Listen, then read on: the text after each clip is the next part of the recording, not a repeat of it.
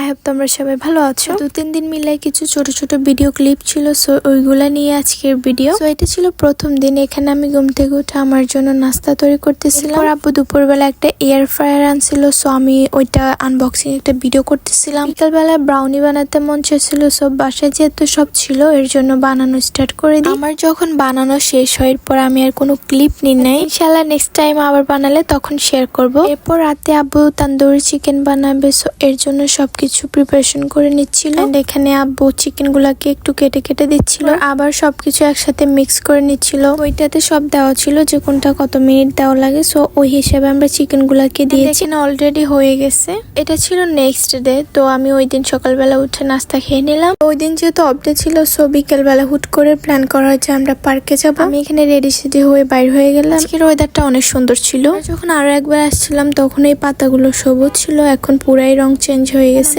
সবাই মিলে চা কফি খেয়ে নিলাম। এখন আমরা যাব গ্রোসারিতে টুকটাক কিছু কেনার জন্য। তো এখন আমি এখানে পরোটা নিয়ে নিলাম, আর আম্মু এখানে মাছ দেখতেছিল।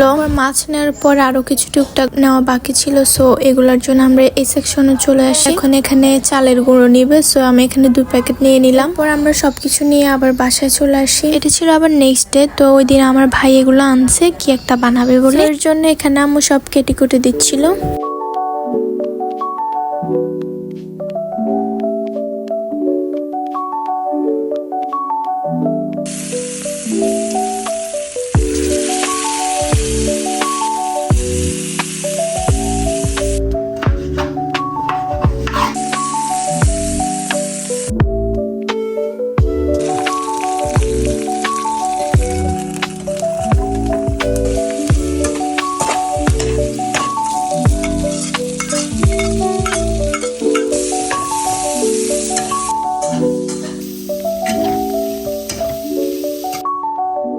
সো এখানে আমাদের বানানো ডান। আজকের জন্য এটুকুই, দেখা হবে পরে কোনো ব্লগে।